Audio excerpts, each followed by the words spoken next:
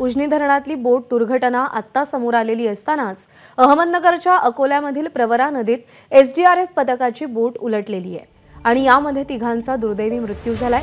बुडालेल्या व्यक्तीचा शोध घेण्यासाठी एसडीआरएफचे पथक बोलवण्यात आलं होतं आणि हा शोध घेत असतानाच एसडीआरएफ पथकाची बोट उलटलेली आहे। बोट दुर्घटनेमध्ये 5 जण बुडाले असून तिघांचा मृत्यू झालाय तर दोघांचा शोध सध्या सुरू आहे। काल 2 जण बुडाले होते, त्यातल्या एकाला शोधण्यासाठी सकाळी एसडीआरएफच्या पथकाला पाचारण करण्यात आलं होतं।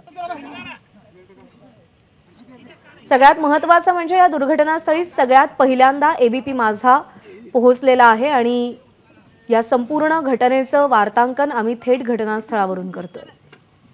नितीन ओझा आपले प्रतिनिधी सध्या आपल्या सोबत आहेत। नितीन, काय परिस्थिती आहे सध्या, काय अपडेट्स आहेत?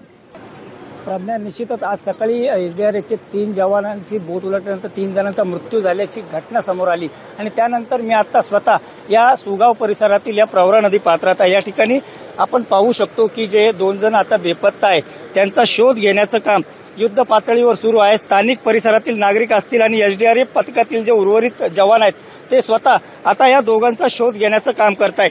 जे प्रांताधिकारी आहेत या विभागाचे सकाळी घटना घडल्यानंतर अवघ्या काही वेळातच या ठिकाणी येऊन पोहोचले होते, ते सुद्धा सकाळपासून या ठिकाणी आहेत। माजी महसूल मंत्री बाळासाहेब थोरात हे देखील येऊन गेले, स्वतः प्रांताधिकारी या ठिकाणी आहेत। साहेब, काय आता कशी परिस्थिती आहे आणि काय आता सध्या केलं जाते?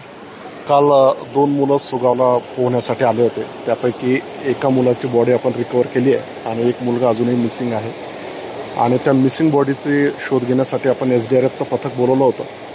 त्यांनी शोधकार्य जवळपास 7:45 वाजता सुरू केलं, परंतु दुर्दैवानं पाण्याचा फ्लो जास्त असल्यामुळे बोट पलटी झाली आणि त्यातले एसडीआरएफचे 3 जवान दुर्दैवानं या ठिकाणी मृत्युमुखी पडलेले आहेत। एका जवानाची तब्येत स्टेबल आहे।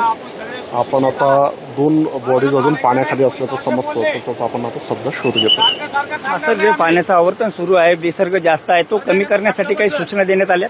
होय, आपण तसा प्रयत्न करतोय, वरिष्ठ स्तरावर तसं बोलणं झालेलं आहे। निश्चितच प्रज्ञा, जर पाहिलं तर जो पाण्याचा विसर्ग आहे तो मोठा आहे, तो कमी करून या 2 जणांचा शोध घेण्यासाठी आता त्या पद्धतीनं सूचना बाळासाहेब थोरात यांनी सुद्धा दिल्या आणि त्या पद्धतीनं आता या ठिकाणी पोलीस प्रशासन असेल, एसडीआरएफचे जवान असतील आणि परिसरातील स्थानिक ग्रामस्थ हे शोध कार्य घेत आहेत। प्रज्ञा, नितीन, या सगळ्या संदर्भातले अपडेट घेत राहू तुमच्याकडून। सध्या धन्यवाद दिलेल्या माहितीसाठी।